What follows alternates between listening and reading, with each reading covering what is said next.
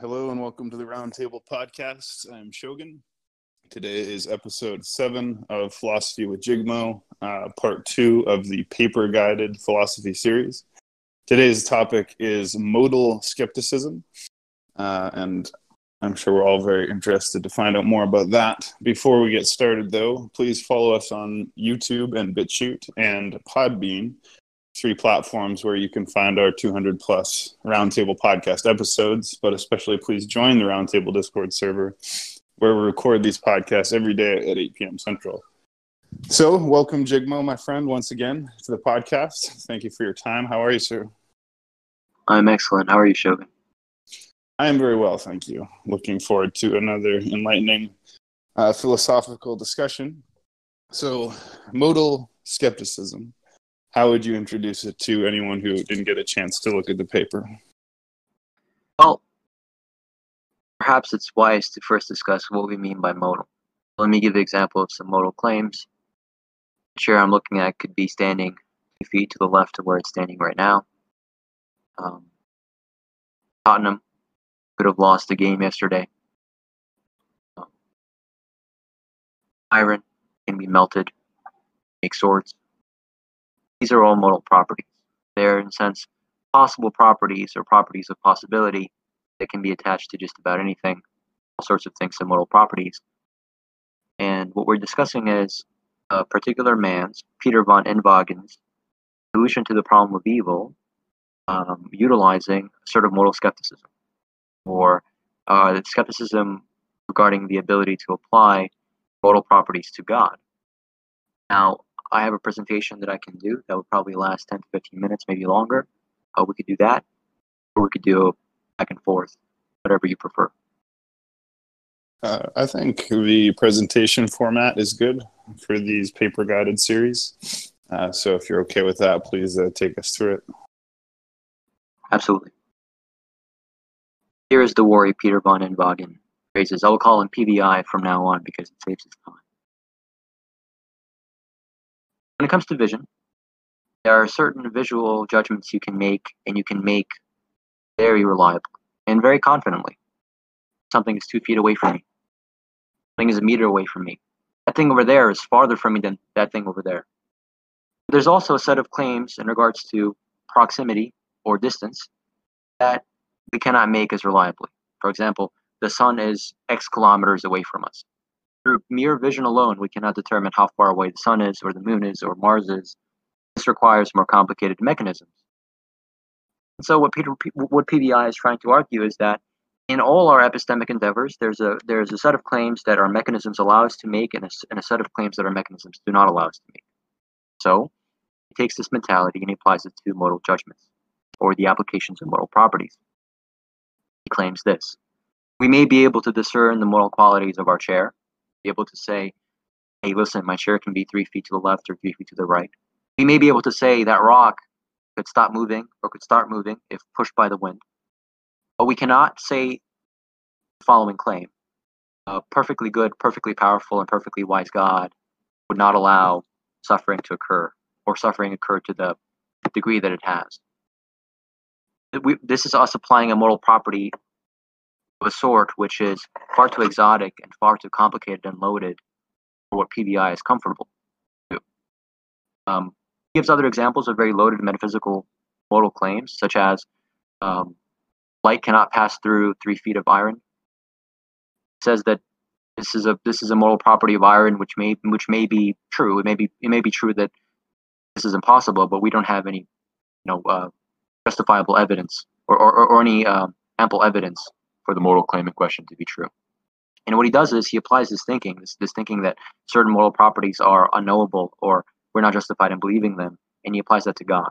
A solution to the problem of evil is to say, listen, it's incoherent to apply to God the modal property of it is impossible for God to exist of the sort that we want and suffering to exist. Because this just isn't a modal property which we can assign to a being like God. I think his arguments are very weak. I'd like to go through them and pick them apart one by one. The first argument, which is the argument from analogy, compares the severity of modal judgments to visual judgments. But there's a very there's a very relevant disanalogy here. When we talk about our visual judgments, we have evolutionary explanations. There's an evolutionary reason why you are reliable in making judgments in close vicinity to you, but you're not reliable in making judgments about which planet is closer. There's a sense in which the capacity to do the former would contribute to your fitness, and the capacity to do the latter would not. The question is, can we evaluate modal claims in such a way? Can we reduce modal knowledge to evolutionary explanations or explanations of fitness? I think not. And the fact that we cannot reduce our knowledge of modal claims to evolutionary considerations should not be problematic, because we also cannot reduce our knowledge of set theory to evolutionary explanations. We cannot reduce our metaphysical understanding of colors to not the qualitative nature of colors, but our metaphysical understanding of colors, our metaphysical understanding of consciousness, and the intuitions involved to evolution. How about our epistemic intuitions? How about our logical intuitions? There's a whole swath of intuitions and knowledges and epistemic sources which are not reducible to evolution. They are far more epistemically foundational. And what I would say is, the mere fact that we cannot explain how it is that complex modal judgments increases our fitness should not give us pause, or should not make us worry about how justified we are in making modal claims. Because the rest of philosophy is concerned with stuff that also, knowledge of which also would not increase our fitness. And unless PVI is willing to be a skeptic about epistemology and logic and the metaphysics of free will and consciousness, he should not be drawing this analogy. Because if he still is, then he's not doing the intellectually honest, proper thing. If he was to apply his reasoning equally to all his considerations, all his knowledge, he would be a radical skeptic about all of philosophy, given that reasoning. He goes on to question the idea of modality itself. He seems to be concerned with us asking the following question. He thinks that when we ask, is it logically possible for there to be a God and for there to be evil in the world, we're asking an incoherent question for the following reason. He thinks that logical possibility and impossibility are in some sense vague, or in some sense more difficult than they seem. The one claim that he makes is, proving that something isn't logically impossible does not mean that it is logically possible. A claim which I think is incoherent. So he thinks that me proving that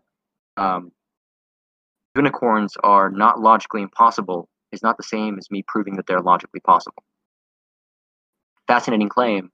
I think it's wrong, because I think PVI deeply misunderstands what modal spaces are. Allow me to explain what modal spaces are.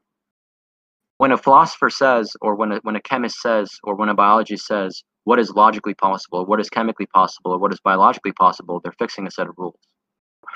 There's a sense in which there's an unrestricted or unfixed modality. Anything is possible given no rules are fixed. There's nothing impossible per se about anything. But when somebody asks what is logically possible or impossible, what they're really doing is they're fixing a set of logical laws and saying, given these laws are true, what follows? What is restricted? Given that these metaphysical laws are true, what follows? What is restricted? Given these biological laws are true, what follows? What is restricted? Now, PVI may have trouble with the category of logical laws or the category of metaphysical laws, but there's nothing actually problematic about logical modality or metaphysical modality. Modality just is an evaluation of what a set of rules and their truthhood entails. It is nothing more. The offer that I would produce to PVI is explain what it is that is actually troublesome with logic. Why is it that you think that getting to a non-impossibility of a claim is not the same thing as getting to the possibility of the claim? Where does that epistemic indeterminacy arise out of? Why can we not be sure that something is logically possible from deducing that it isn't logically impossible? And here's what I would say. When I'm evaluating the seeming indeterminacy about God's nature and what God's nature entails, this is not actually a skepticism about modality. It's a skepticism about God's nature itself. So when I ask, can an all-powerful, all-knowing, perfectly good being cause evil or allow evil to happen? The issue I have with that claim, the difficulty of answering that claim, is not modal. The issue lies in evaluating what it means for a God to be good. Here's a counter-argument to PVI, which I think absolutely blows this paper out of water. Consider the following being, all-powerful, all-knowing, and deeply interested in disallowing all suffering. This being has no moral nature. It only has three traits. It is perfectly powerful, perfectly knowing, and it has a single motivation, a single desire to prevent all suffering. Here is a modal claim. If such a being existed, our world would not. This is manifestly true, because such a being would prevent any world with suffering in it from existing, because that is literally its only interest. And that's that. Right? And here's what I would tell Peter von Inwagen. This is a modal intuition of mine, that this being is perfectly powerful, perfectly wise. Let's call this God the God of anti-suffering. My modal intuition that the God of anti-suffering could not exist alongside our world is actually stronger than my modal intuitions about a lot of physical objects. For example, I seem to have the modal intuition that this morning I could have not eaten cereal. I have less confidence in that modal intuition than in the modal intuition that the God of anti-suffering is incompatible with our world. And that's strange, right? Because if PVI wants to engage in this evolutionary explanation of our modal intuitions, then he has to explain why it is that I am, and I think I am, more warranted in the claim about the anti-suffering God than about me eating cereal in the morning. Because surely physical events such as what I eat, how I move, where I move, what I put on, what objects move in the environment around me, modal claims about these things would be more evolutionary supported than some claim about an anti-suffering God. But they aren't. And they aren't because A, modal intuitions are not reducible to evolutionary explanations, and B, and this is the more important part, modal intuitions and their strength, our intuitions in their strength, have nothing to do with how proximally close the subjects of modal intuitions are. It doesn't. The issue in question isn't how close or how physical or immaterial the thing in question is. The issue is how certain am I what I am talking about. The indeterminacy of talking about God does not arise out of modal considerations, as the anti-suffering God case proves. It arises out of the fact that we're unsure about what God's nature entails, or what the goodness of God entails. That is the problem. Which is why I think PBI is seriously misdiagnosing here. He also says that very little is known about modal epistemology, which is why he has to resort to these evolutionary considerations or to these considerations. I don't think his considerations are very plausible. I think the best way to challenge his claims is to just give a modal epistemology. Here's a very plausible one. I personally am an internalist, which means that I have to have access to my evidence. I think the evidence I have for modal claims is directly analogous to the evidence I have for mathematical claims, for epistemic claims, and for any metaphysical claims. In fact, I think the modal considerations may be more fundamental than metaphysical or logical or epistemic considerations. And what I mean by that is this. It may be the case that the way we understand that some logical principle is true is that we ask ourselves, what is entailed by this logical principle being true? And is that a plausible entailment? It also may be the other way around. It may be that our modal intuitions are a derivation of our logical intuitions. So we understand logical laws to be true, and then our modal beliefs are derived from those logical beliefs. That's fine too. In either picture, whether modal knowledge is more fundamental than other knowledge, or whether it's derived from logical and metaphysical knowledge, it is not separable from the other category. So far as I have logical intuitions and metaphysical intuitions, I also have modal intuitions. And some modal intuitions are far stronger than any of my epistemic, logical, or metaphysical intuitions. For example, the anti-suffering God intuition I just proposed to you, that intuition, in my view, is far stronger than a lot of my metaphysical intuitions regarding macro objects. And I find PBI's views to be particularly hypocritical. Maybe he doesn't mean them to be, but I think that there's a fascinating worry here. PVI has written a book called Material Beings, in which he advocates that one cannot give a coherent account of what makes objects objects. So he basically proposes that there is a problem in understanding what makes a chair, a table, any physical object, the physical object it is. And he goes through the book and he lists about 20 different criteria as to what can explain why objects are the objects that they are, and he says all of them fail. And when you read his book, this is the structure. Okay, here's a criteria that explains why the chair is a chair. Here's a counterexample. That this counterexample does not get a certain answer is counterintuitive. Therefore, this criteria is wrong. What is he doing? He's just compiling intuitive data on what chairs can and cannot be to disprove certain theories of material. He ends up with with a view called mereological nihilism, which is that no objects are actually objects. And I find it strange that since he has any sort of strong distinction between modal intuitions and intuitions about macro objects of the sort he's concerned with in material beings. Because I don't actually think there is any distinction. I think he is genuinely trading in modal intuitions in that book. Maybe he disagrees, but I don't see why he would. So, but maybe he wrote this work after this. I don't know the timing, so I don't know when he wrote this paper or this set of papers, which this is a part of. So maybe this came afterwards and he renounced his modal knowledge. But if that isn't the case, then I think that there's an inconsistency here. So that is the modal stuff. What I want to briefly do is I want to go to the second part of this paper, which is pretty short, but it's very dense because it's really an overview of his other works. It talks about another possible response to the problem of evil that is not based in modal skepticism. This is based on explanation. So he kind of has this very fascinating argument. Let's say that you have 8,561 hairs on your head. You could have easily had 8,650 or 8,652. There is no actual explanation for why you have one of those numbers of hairs on your head, even if a God exists. Even if it's the case that God caused you to have a certain number of hairs on your head, this doesn't mean that there's some explanation for why God allowed that number of hairs and not another number of hairs. And what he proposes is that the number of evils in the world is a lot like the number of hairs on your head. There isn't actually an explanation for why God allowed the number of evils that he allowed, and it is incoherent for the atheist to seek that answer. Fascinating objection to the question, but I think it fails. Because even if it isn't the case that there's a certain reason why God allowed there to be 8,651 hairs on my head, there's a reason why he allowed the disjunction. So there's some disjunction of numbers of hairs on my head that God allowed. May have a random number generator that picked between those options. But there's some reason why I have some hair on my head, or why there is in me some physical event or some disjunction of physical events has an explanation. Period. Now the question is, what is the atheist actually asking? Is he asking, what is the explanation for why there is this number of evils in the world? No. What the atheist is asking and should be asking is, why are there pointless evils in the world? He's not pointing to a number and asking, why is there this number in the world? This is why I think PBI is arguing against the straw man. But what the atheist is actually doing is he's pointing to a category of evils, pointless evils, evils which seem to be connected to no good or better event, like a deer dying painfully in the woods with nobody around it to see it. And he's asking, what would a being like God with a certain nature allow this event to occur?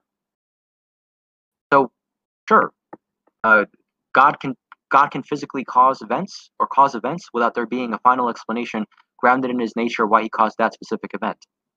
It doesn't mean that one of those events was caused does not have an explanation, and it doesn't mean that any of this gets the theist out of the worry of pointless evils, which is really the worry that the atheist is concerned with. I just think that, once again, PBI misses the mark.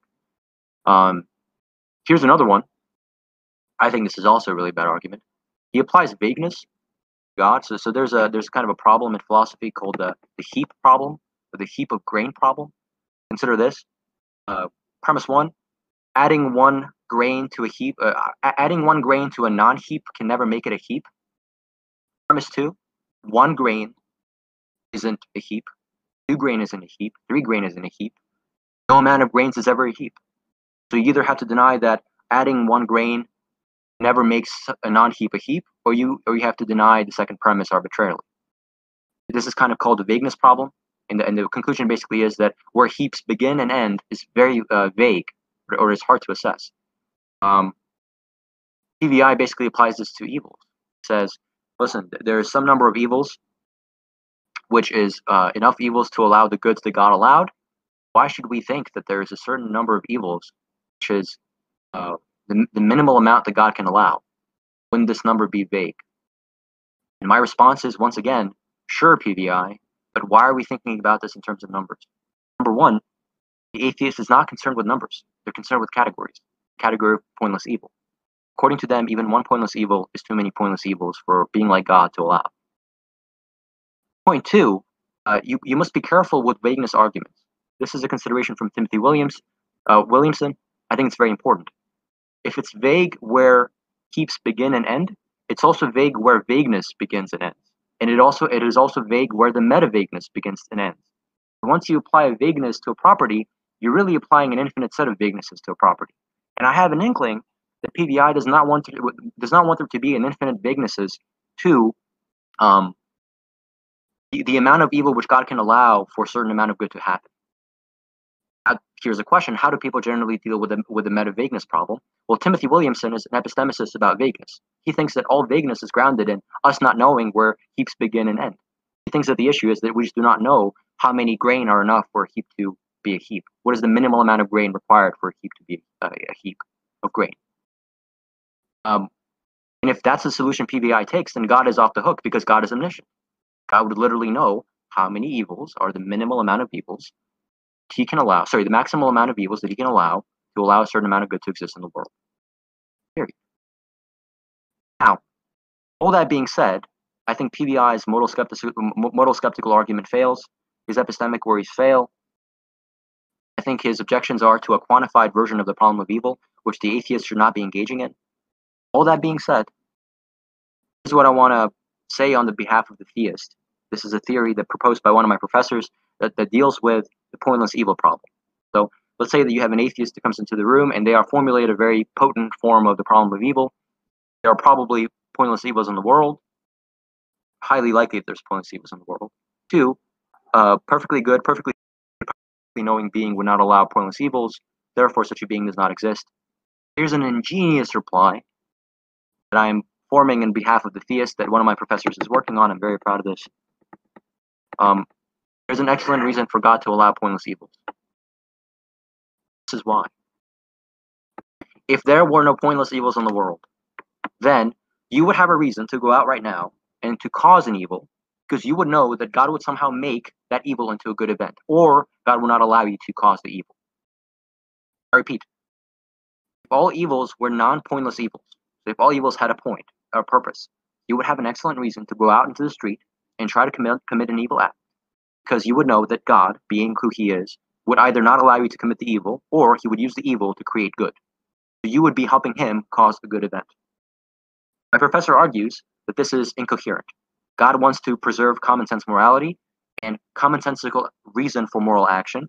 Therefore, God would have to allow some ratio of pointless evils to exist in the world, because this would give us reason to prevent evils, and it would give us reason to not do pointless evils ourselves.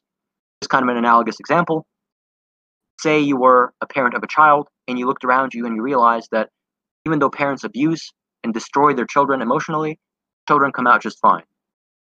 Well, then you would have an excellent reason to not, stop yourself from abusing and destroying your children, because they would grow up to be fine anyway. And let's say that you find that, in fact, the more that these parents abuse other children, the better these children come out. So you would say, man, I have an excellent reason to abuse my children. That would be terrible. That would be a very incoherent world, because in such a world, you would not have a reason to be a good parent. You would have a reason to be a bad parent. This situation is very similar to the moral situation with God. If God created a world with no pointless evils, or no evils that are unaccounted for in terms of good events, you would have a reason to be a bad person, because your bad outcomes, the outcomes you produce, would be turned into good outcomes by this being. In that same way, if God cares about good parenting existing in the world, he should allow bad parents to suffer the consequences of being bad parents, or for bad children to exist, or for damaged children to exist. Because you would then look around and you would realize my actions have real consequences that are not secured and ensured by a perfect being. So, and I can elaborate on this argument later on if you guys want me to, if this doesn't fully make sense.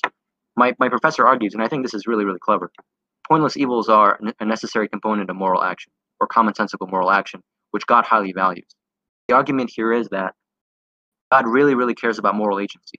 He really, really cares about moral development and moral action, and he allows pointless evils to occur because it gives us reason to be moral agents. If he took those pointless evils away, and if we were aware of this fact, then we would not have reason to be moral agents in any plausible understanding of that term. Here's a final thing. Possible worry about this argument and a possible response to that worry. Possible worry is, why can't God just lie to us? Why can't he not produce pointless evils but make us think they're pointless? Response, this is deception. So we must have the view then that God can deceive us massively about the nature of evils. Maybe you want to argue that him deceiving us is better than him actually allowing pointless evils to occur. A very interesting argument. This is the argument I give against the professor's view myself. He has a bunch of fascinating responses to the argument, and that's a very long conversation to be had about a different chain of argumentation. But my point is, PBI fails on a bunch of stuff. He really is doing a straw man when he's addressing the atheist, who's kind of a quantified atheist. 3, the atheist can give a much more powerful version of his argument in terms of pointless evils. And 4, there's a far more interesting conversation to be had about the pointless evils version of the argument than kind of the quantified version PBI wants to engage with. And that's kind of my take on his paper. I think PBI is a brilliant man. I've read a lot of his work. I think he's right on a bunch of stuff, but I think this paper is where he is deeply mistaken. And I think this is a perfect example of a philosopher, quite frankly, misunderstanding a lot of the stuff that they're writing about, which happens. Not often, but it happens. So that's my presentation. Well, thank you. That's extremely interesting. There's a lot there, so there's only so much I can hold on to, but I thought maybe we could at least kick around some of these ideas about evil.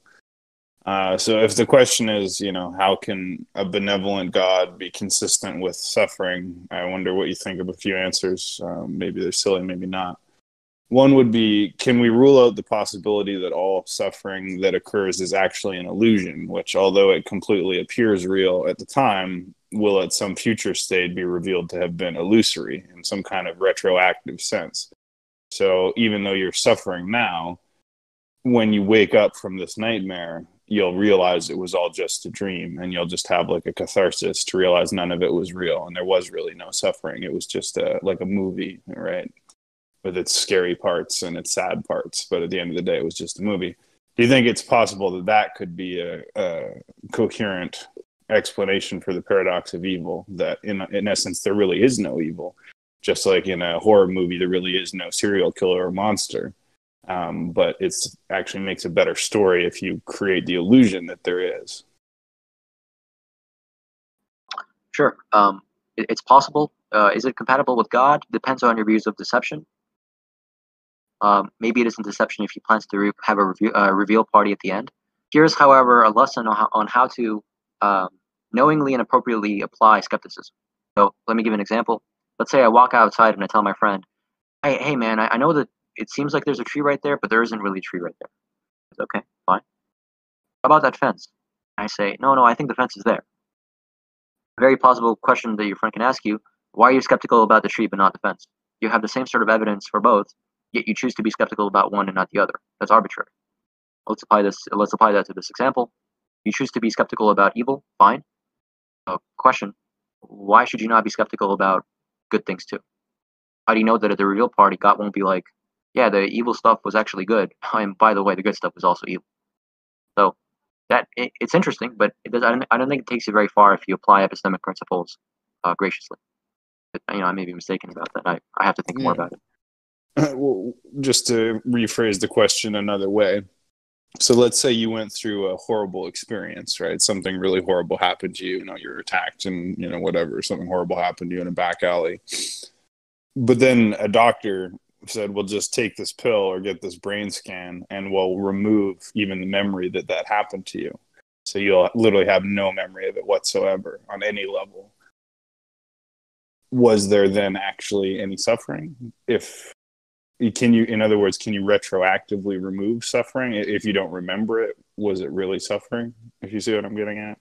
Because in the Bible it says, in heaven every tear shall be wiped away, and even the memory of suffering shall be gone. So one way I see it rectified is just sort of there's this eschatological, transcendent future moment where God retroactively undoes all the evil that was ever done, because he's not bound by the linearity of time, right? So he could actually go back and set everything to right retroactively. I mean, it's like so theological and speculative, but I'm pretty sure it's logically consistent.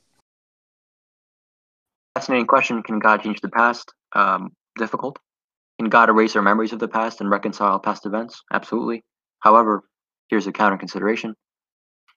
Say I have two choices as to which world I'm born in. One world which I'm born in, the worlds are the same from the point of me being born to the future. So the two worlds are identical in future events and the present, but they're different in the past. So one world is such that the past has been very long hell for everybody in it, filled with suffering, and the other is one in which the past has been a relatively decent experience for everybody involved. When I show up, my showing up changes the course of things in the first event, and it doesn't change the course of things in the second event.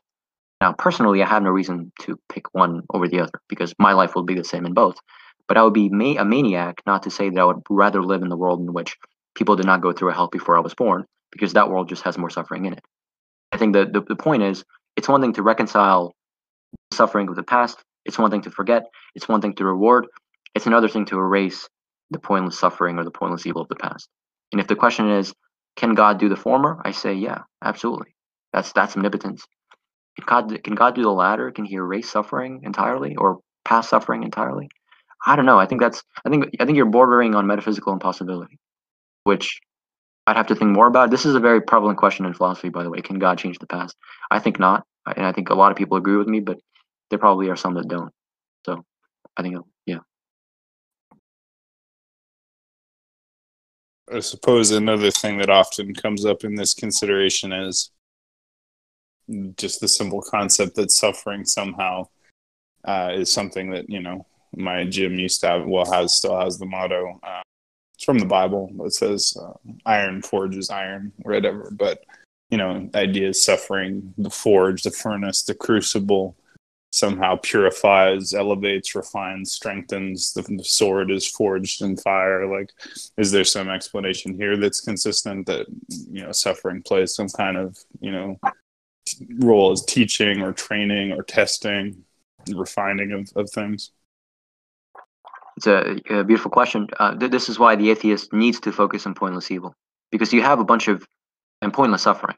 You have a bunch of evils and sufferings in the world which cause greater things.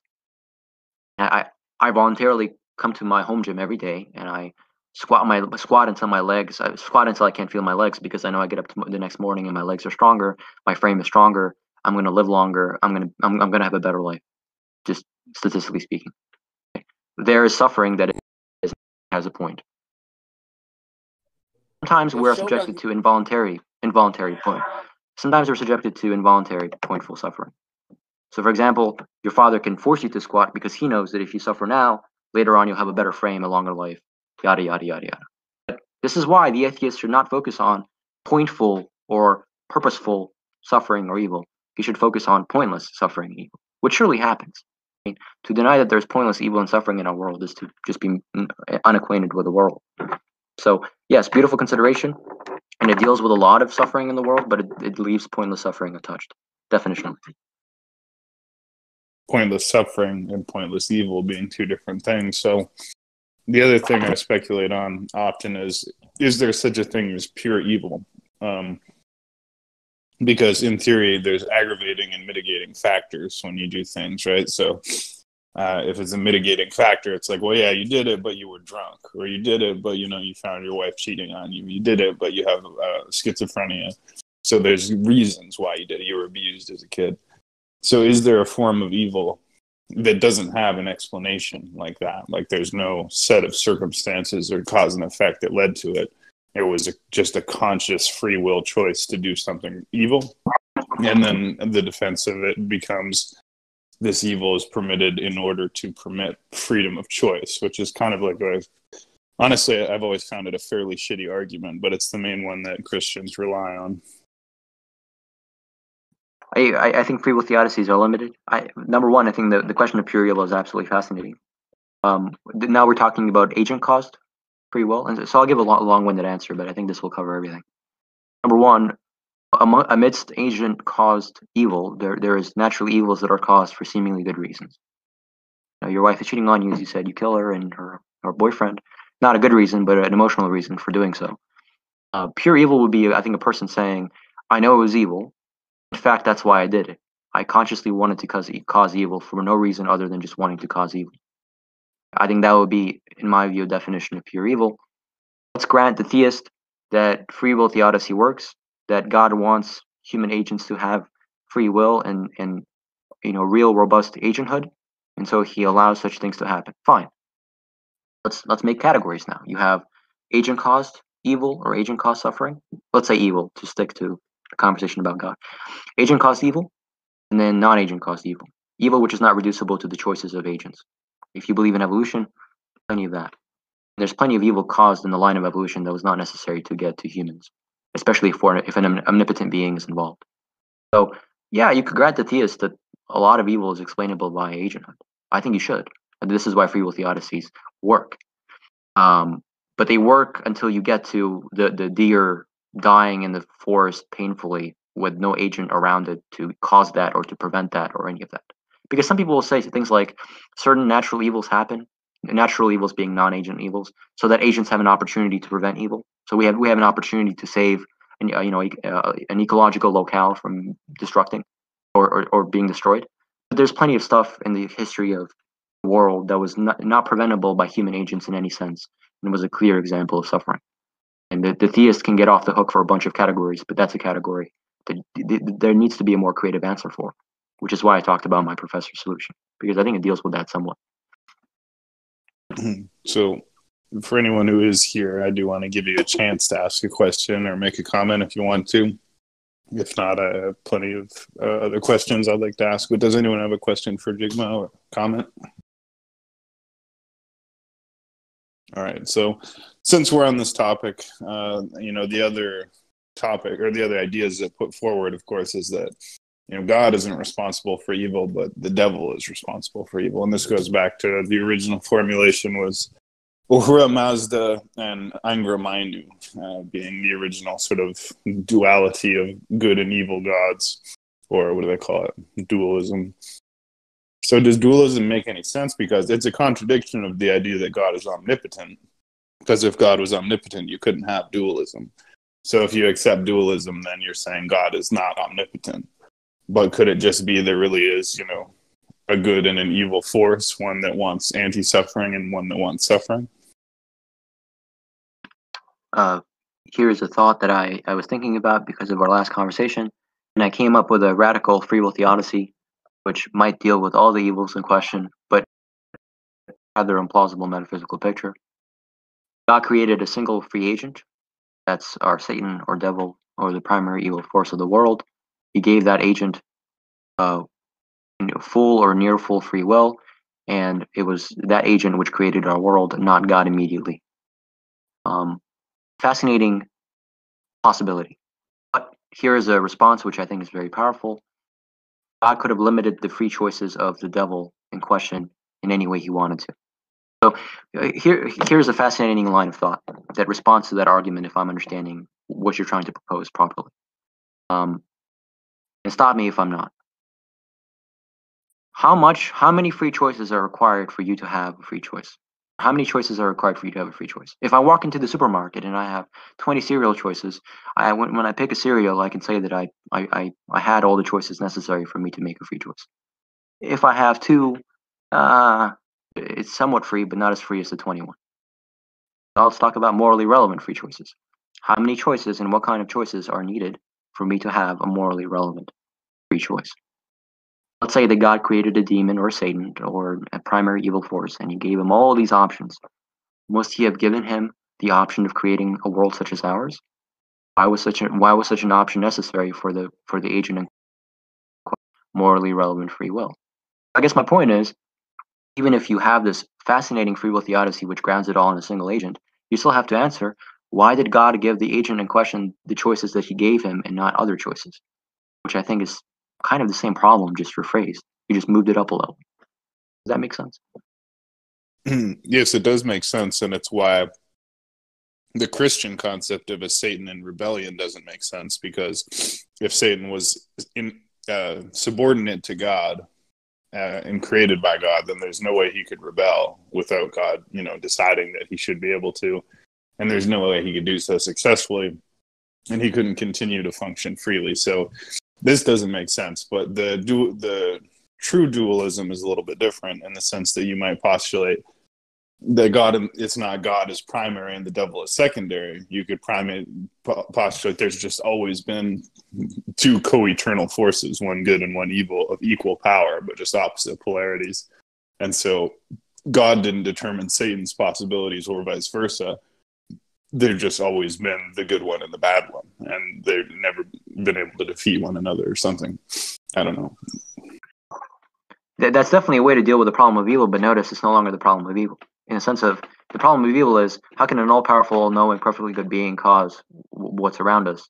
If your metaphysical view is that there's no all-powerful, all-knowing, perfectly good being, but there's like a somewhat powerful, all-knowing, perfectly good, and a somewhat powerful, all-knowing, perfectly bad being, well, then there no longer is a problem of evil, because there's no referent. You don't have that problem, which is a way to deal with it, but it's kind of a different path than most Christians want to take, and it is what it is. If I may, this is actually a question. Is it okay if I talk about the weakness, a weakness of the free will theodicy very briefly? Is that okay? Of course. Yeah.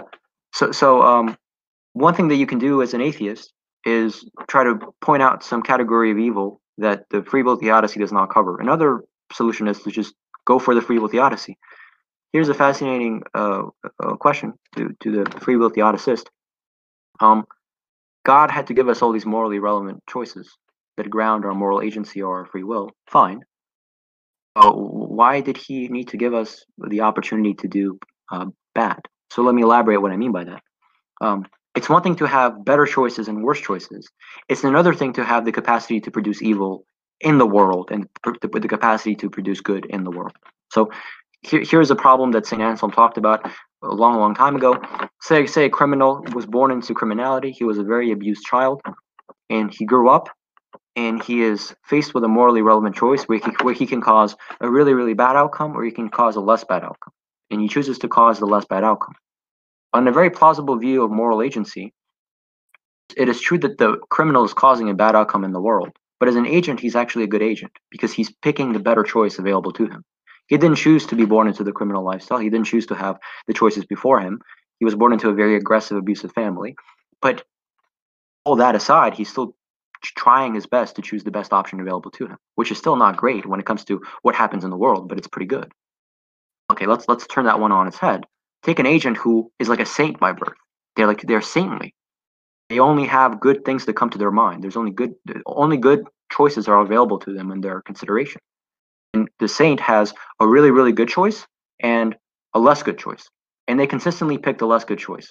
They never do the optimal thing. They never adopt 5 children, they only adopt 1 child. They never give $5,000, they always give only $1,000. You would say that this person causes big, great outcomes in the world. That they are a good agent, but they're not a good agent in the sense that matters. They're not picking the best possible option to them. And this makes sense of the claim that God weighs the heart. Because what that may mean is that God knows which options are actually available to you and among which of those options you are picking. And if that's what happens, and this was St. Anselm's analysis, and I think it's very plausible, the question is, why did God give us the ability to commit bad acts at all? All God needed to do was to give us the ability to do neutral things and then good things and really, really good things. And we would have morally relevant choices. He didn't actually need to give us the ability to do really horrible things for us to have morally relevant free will plausibly understood. So, and I think the only plausible reply to this objection is to say that for us to have morally relevant free will, not only must we be able to make worse choices and better choices, but we must also be able to cause good things and cause bad things, which I think is a really implausible definition of free will, or what is morally relevant free will. If that makes sense to you. It does, and the same things occurred to me in a number of contexts. So if I want my child, everything I think about this way, my child to have free will, which I would, right? So I would give her teddy bear, fire truck, toy soldier, Barbie doll, all red ball, blue ball, right? All around. She can choose from all of these things. So she has free will, but I'm not going to put a knife and a pistol there and some heroin and be like, oh, well, my daughter has to be able to choose these things too if she wants. No, you would obviously limit her choices to those that are benevolent and safe and functional. And this is why the whole Christian explanation kind of collapses right away, because the origin of evil is proposed to be that Adam and Eve disobeyed God and chose to eat from a fruit of a tree they weren't allowed to eat.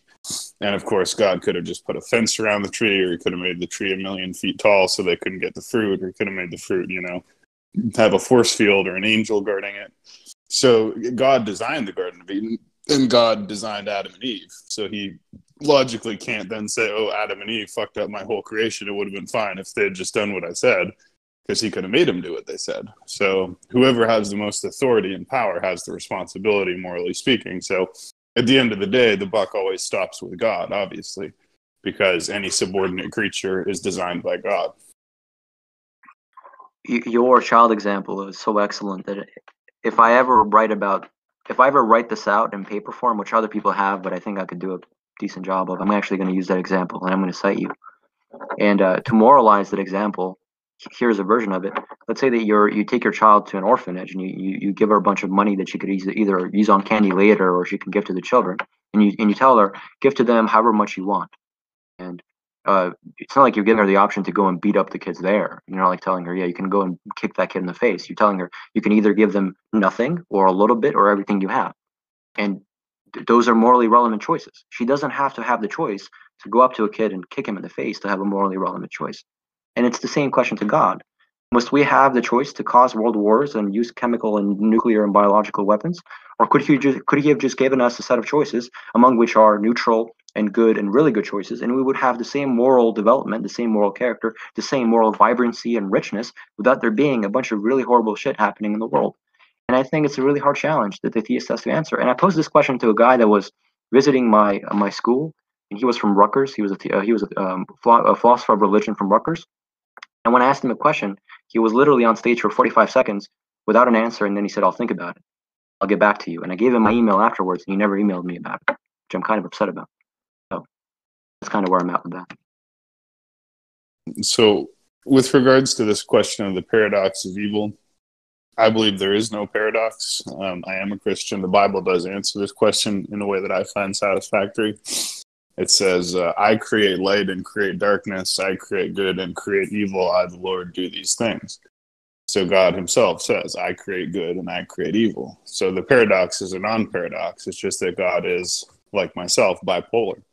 He has some amount of admixture of two different polarities in himself, and he chooses to manifest a world that is, defined by the contrast of negative and positive polarities in every possible dimension, including the moral dimension. So just like there is a hot and a cold, a light and a dark, a big and a small, there's also a good and an evil, because like us, we're made in God's image, right? We have a left hemisphere of our brain and a right hemisphere of our brain. We have a left hand and we have a right hand. And I believe that God also does. Now, I do believe that there is some way in which the yin yang is balanced so that the white side is on top and the black side is underneath, but they still exist in a perpetual harmony. It's kind of just like how you need the black and the white side to play a game of chess. You need that binary adversarial illusion even just to create the dynamism required for novelty, which for a being of infinite lifespan, perhaps novelty is the key. And I appreciate that honesty. And I will say this. There's a set of people writing in philosophy of religion that takes to take several views. One is God is beyond human morality. 2, God is amoral or morally indifferent. 3, God is morally bad or less than good. And 4, kind of the view that you do, which is God is morally intense in both directions. He entails or produces a moral completeness. He's not morally one-sided. These are very honest views. What they do, at their core, is they just say, problem of evil, we don't have one because our God isn't like the God you're describing to us. There isn't this perfectly good God as we understand goodness, who is also all-powerful and all-knowing. There's some variation of this, which is the case, and that sort of God is perfectly compatible with the evils of the world. My response, all the power to you, excellent response. I'm personally still interested whether we can get the classical theist out of the problem of evil. I think it's really difficult, but I think there is some opportunity there. But I respect the honesty from yourself and people like you. Thank you. See, I mean, one way to look at it is with the human being, right? As humans, we all do good and we do evil. So one day you do good, the next day you do evil. But you could still be a good person, even though you do evil occasionally, right? You could still say, yeah, he's a good guy, but has he ever done evil? Yes.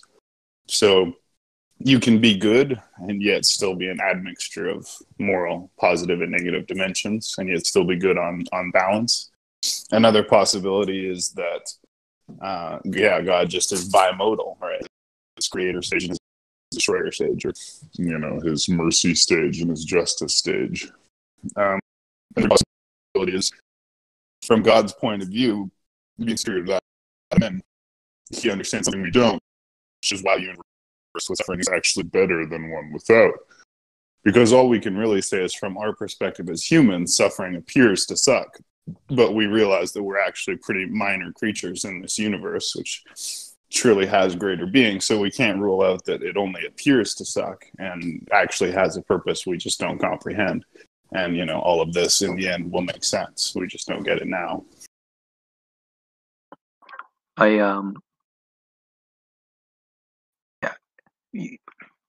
last one is really good. And it's really good because so many people in the medieval ages did not view human suffering or suffering as a bad thing.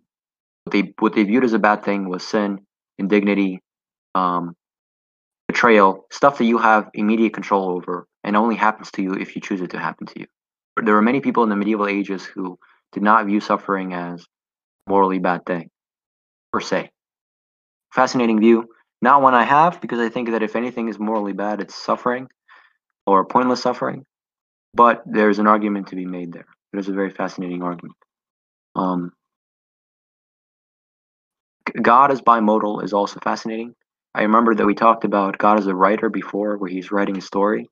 And in the same way that a story writer must have a certain entertainment or suspense or progress or development in a story, so should the story of the world as written by God. I think that's a very fascinating view of God as well.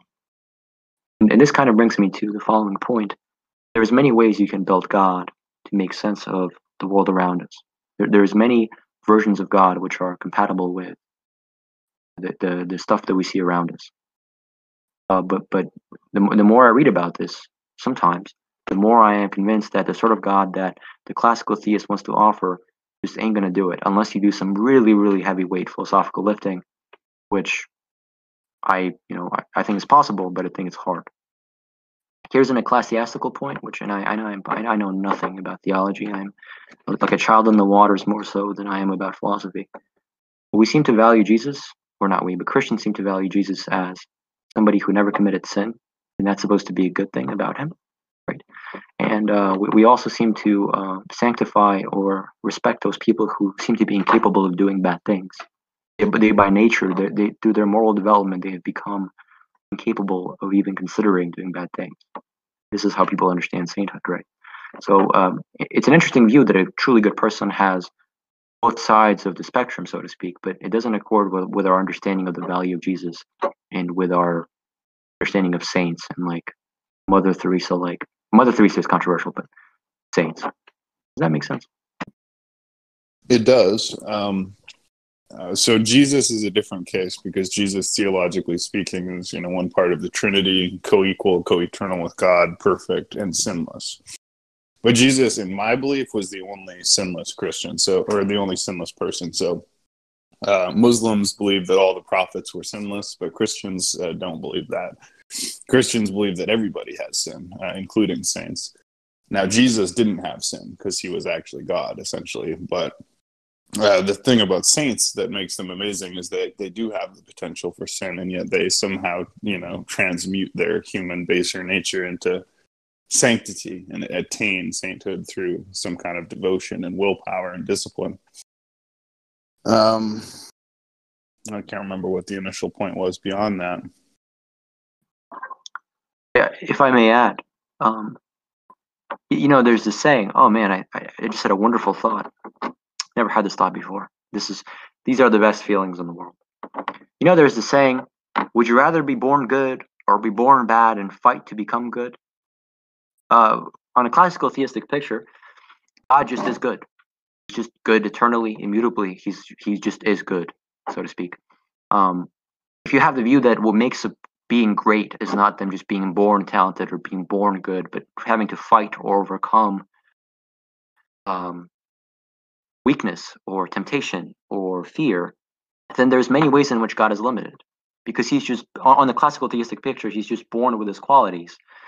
Here's a paper I was working on before, which I think this one is going to get published, and I'm gonna dox myself when it gets published. There's certain qualities which require limitations. So, for example, courage. The quality of courage requires that somebody have fear. If somebody is completely fearless or knows everything that's going to happen in the future, they cannot exhibit the property of courage. courage as a property requires a certain human limitation or epistemic limitation. So, a perfectly omniscient being that is immaterial and incapable of feeling fear would not be great or fully great. That being would not have every single possible great. And the conclusion of this paper is that if a being is to exhibit every greatness-making property, such a being could not only be immaterial, without fear, without epistemic limitations, but such a being would at some point have to be in the human form, in a physical form, which is somewhat limited. And so this would, in a sense, be an excellent argument for a Jesus-like event. Why God would have to, in a sense, inhabit a human body, because in doing so, they would exhibit certain properties which they cannot do so in their immaterial or divine form. I think the argument goes through. There's certain difficulties, but there's something to be said here. But the main point was, notice how God alone, just the way that the classical theists want him, is just sitting there without any challenge. He's just a good guy that's really powerful and really knowledgeable. And courage and moral development are all impossible to him because of his nature. Does that make sense?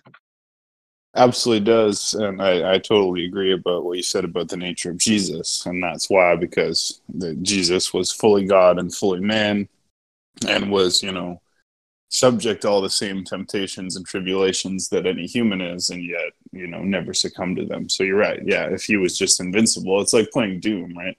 If you type IDDQ to you become invincible, it's called God mode, but then your victory becomes meaningless, right? Because you're invincible, you can't lose. So in order to actually win the game in a meaningful way, you put it on like nightmare mode, and then you don't cheat. I mean, God, this is a contradictory metaphor because Jesus, in a sense, did have the cheat codes. He walked on water and stuff. But you're right. It's the point is they say, if you don't have the capacity for violence, you're not peaceful. You're harmless, right? So in the same regard, if you don't have the capacity for evil, are you truly good, right? Like is a robot that programmed to just never bump into anybody truly good because it has no choice to bump into anybody? Yeah, so this may be the case. And it may also just be that God has infinite resources, and so he has no cost associated with infinite testing. So when I met the person who called himself Satan, he said, me and God had a wager for your soul. And this concept does appear in the Bible, in the book of Job. Literally says God and the devil basically place a bet on this man's soul. And so you can basically torture this guy and his whole family just to see what he's going to do. So if you're being sincere as a Christian, you have to admit that whatever our God is, he is someone who's willing to take his most devoted and loyal servant and torture him and annihilate his entire family just for some kind of wager with the devil. So we have to be honest about this. This is what the Bible says. And it actually kind of matches the world we live in. So the Bible is very hard, which is why it is beyond me to engage with it thoroughly. But I do. Here's a probably the final thing that I want to mention. This is a solution to the problem of evil, which is so goddamn creative that when I first heard about it, it amazed me. So I ran to my professor and I was like, Professor, we should write a paper about this. And so we worked really hard and we wrote a paper. And this paper is actually published. And someday when I dox myself, I will post my paper here, that paper here, and I'm cited in it. And the paper is called, well, it's not called, but it talks about something called the theistic multiverse. Here's the theistic multiverse. God, because he's perfectly good, had to have created every world which was good, all in all good. So think of it this way: God had to have created the best of all possible worlds, and the best of all possible worlds includes all universes which are all in all good. Because if it was missing any universe which was all in all good, it would not be as good as it can be. Premise one. So premise one is God had to have created every is considered a good universe. Premise two: our universe is just one of those universes. Even though our world has many, many evils in it, many pointless evils, cancer, a deer dying in the forest because natural causes. All in all, when you measure our world, it is a good world, and so far as it's a good world, it gets to be part of the theistic multiverse. And so there is a rather metaphysically heavy and loaded solution to the problem of evil, which I think works really well. And remember how we were talking about in my presentation about there being no reason why God creates 8,651 hairs on my head. Well, the theistic multiverse not only deals with the best possible worlds objection and with the problem of evil, it also deals with the objection of why did God create this world and not a world in which I have one more hair? The answer being he created every world. So he created this world and that world also. And this is a theory which I think deals with like a bunch of objections to a classical theistic picture. And not to derail or change our topic because we were going on, but I just wanted to mention this because I think this really works. And it's a very small thing in philosophy of religion right now. Very few people have written on it, but I think it will pick up. I think this will be more and more prominent as we move forward. Philosophy of religion. And I'll post papers if any more get published about that topic. So just wanted to mention that. Yeah, that is extremely interesting, and I do think that makes sense. Exactly right. It's like, imagine if God is the infinite author, which I kind of think of him as because I think of in terms of language. And so he writes books, right? And every different book is like a universe. It's a story of how time unfolds. And if at the end of the day, the book is worth reading, yeah, he'll write it, you know? So yeah, in chapter 1, the guy fucking loses his leg. And in chapter 2, the guy loses all his money, but at the end of the day it has like a redeeming kind of story to it, and you know the guy has a good life overall maybe, or his life means something in the bigger scheme of things. You know, that is totally plausible. Yeah, that God is willing to accept admixtures of events as long as they resolve to over unity or over whatever you want to say, right? If the value is positive, then we run the simulation. So you run the whole simulation, you go, does it have a negative value? Is this a hell that has no redeeming purpose, or is this actually an admixture of good and evil, but where on balance there's more good than bad? And then if so, go ahead and create that simulation. Exactly. And this was a female professor, and she did an absolutely excellent job writing that paper. And I'm telling you, Shogun, you understood exactly. But by the way, my God, your comprehension is really on point, man. Because I don't think I'm as clear as I think as you make me out to be. So I'm really grateful that you can pick up on this stuff this quickly. Well, I find you totally clear, but sorry. I'm very grateful. I'm telling you, this view is going to go very, very, very far. So it's not far now. There's only like 6 papers available in all of analytic philosophy right now about this solution to the problem of evil and the best possible world objection. This one will go far, I promise. Within 10 years, there's going to be a whole papers. I don't see a flaw in it, actually. It makes perfect sense to me. Yeah, it's the most elegant solution I've ever heard, because it's just like, you know, does the movie have to be perfect to be worth making or worth watching, right? If God is the eternal guy who just has nothing to do, nothing but time, right? Infinite time. Yeah, he would run every possible simulation that's worth watching, right? So I've never watched the movie Human Centipede because I know it's not going to have any fucking value worth actually watching it. So hopefully God is the same, right? He doesn't create every possible fucking universe, including the one where you just scream for 1 trillion years. Hopefully he has some standard, qualitative, aesthetic, or moral, but it wouldn't need to be a standard of perfection. Kind of overanalyzing. It's clear. No.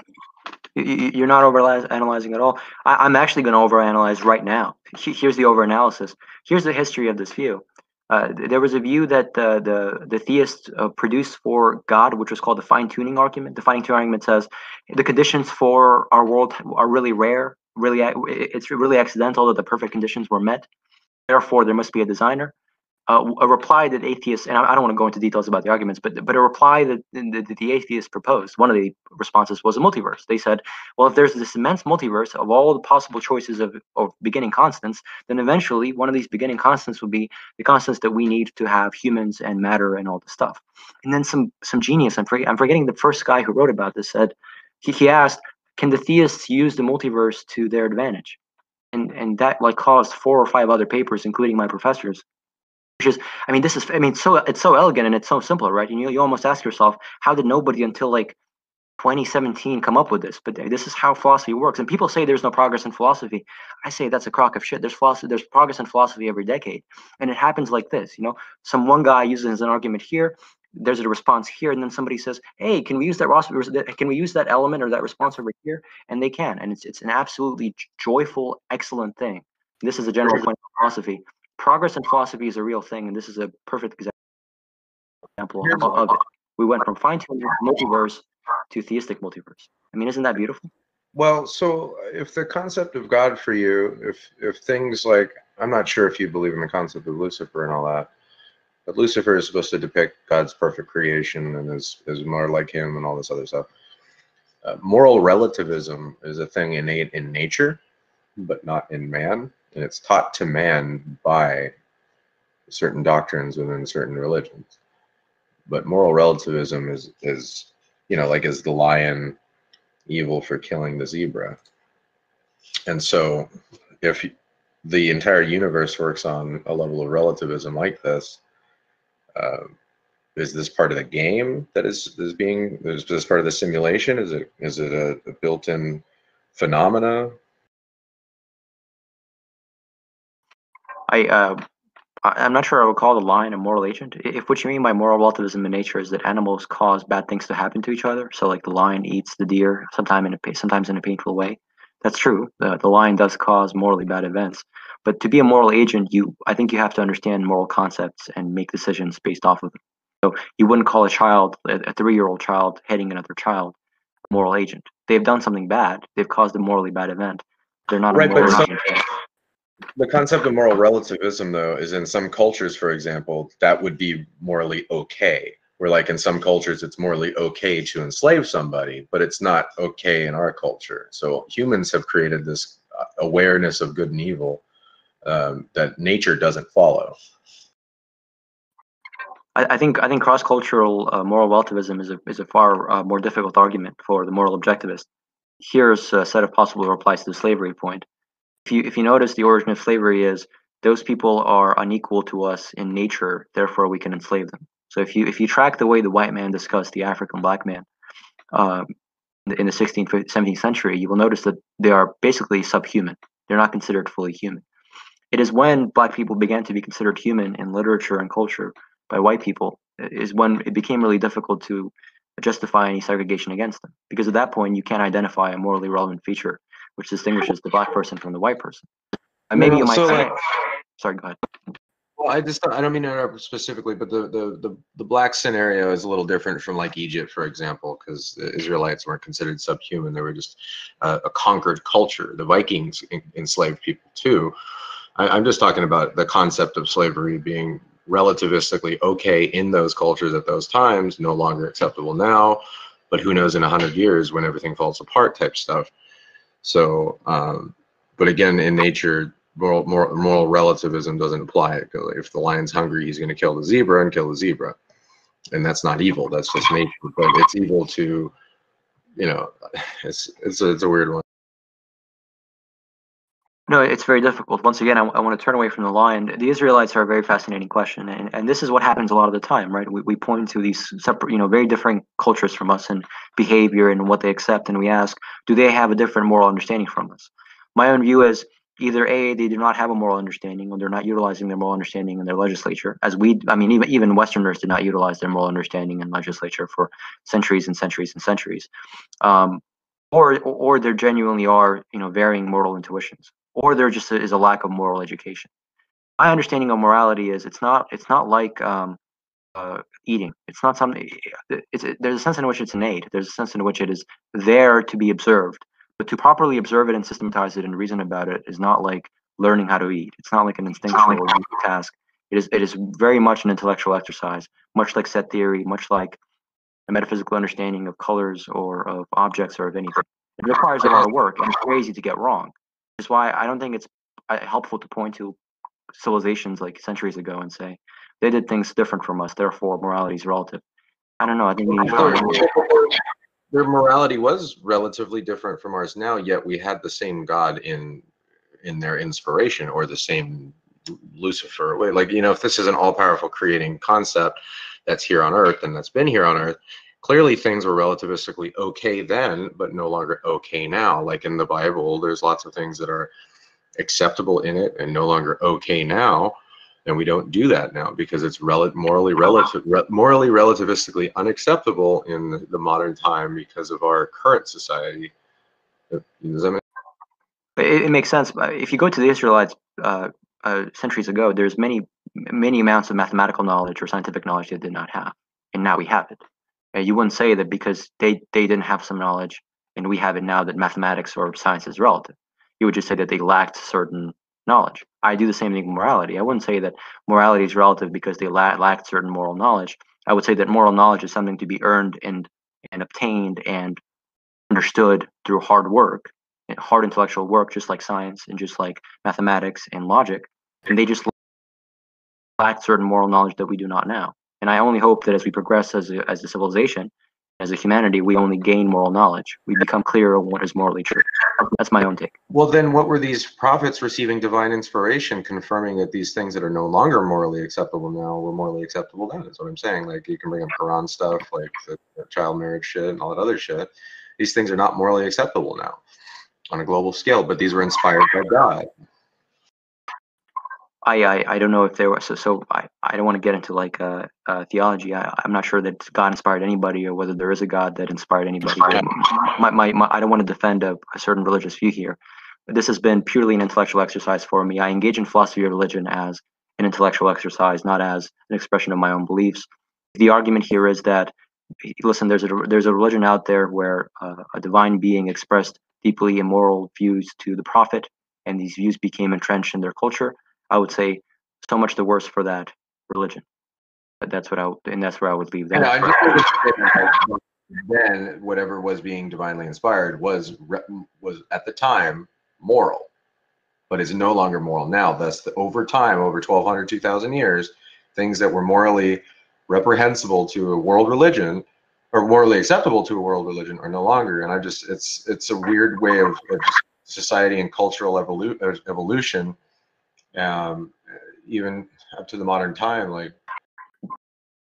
So maybe we're speaking past each other here. What I would say about Islam is this: if some God calls forth a human being to commit a pedophilic act or to permit a pedophilic act, I would say that God is calling forth an immoral mandate, and I would leave it at that. I simply do not accept moral relativism, and I do not accept that pedophilia was ever morally permissible. And if a religion advocates for it, so much worse for the religion.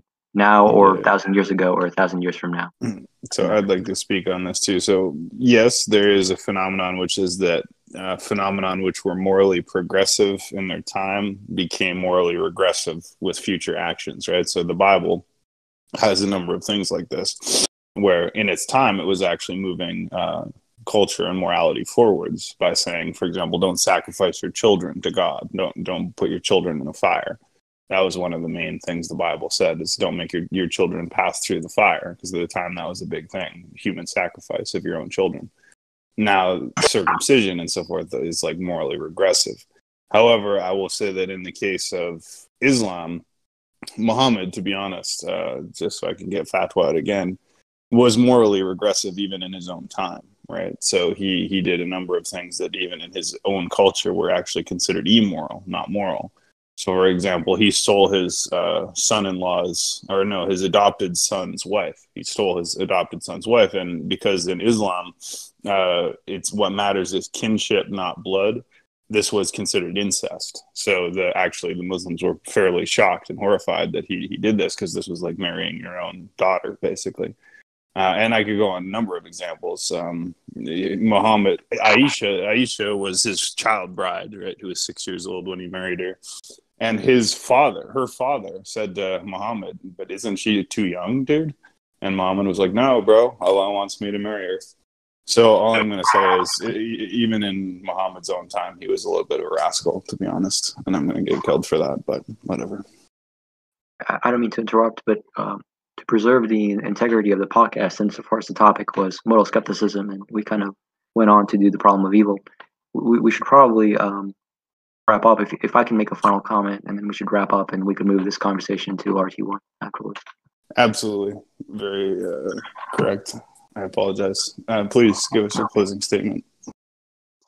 I just want to say that we did PBI's modal skepticism. We did his problem of evil, and I think his objections are weak. They're stronger objections. They're fascinating responses. They're elegant, novel responses. And the one thing that I want people to take away from this conversation is that philosophy progresses and learns and develops and advances in the same way any other discipline does. The funding is low. Some departments get closed.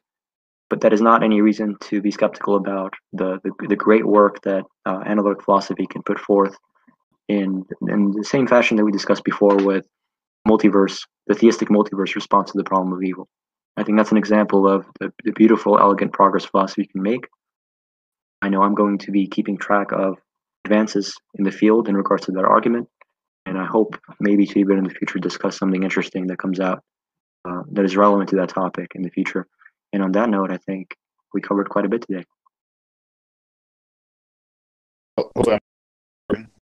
Thanks so much, Jigmo. Another great podcast in the bag. You are now, I think, our most prolific podcaster, which is pretty impressive. And I thought these were all of high quality. So thank you for your time. We'll continue with this series. Thank you, Saigo, for recording. Don't forget to join us, everybody, on the Roundtable YouTube and BitChute and Podbean, where you can find over 200 podcast episodes, but you can also find them all on the Roundtable Discord server, where we record every day at 8 p.m. Central. Thanks so much, Jigmo. Thank you, everybody. And yes, please join us in Roundtable 1. We will chat up there.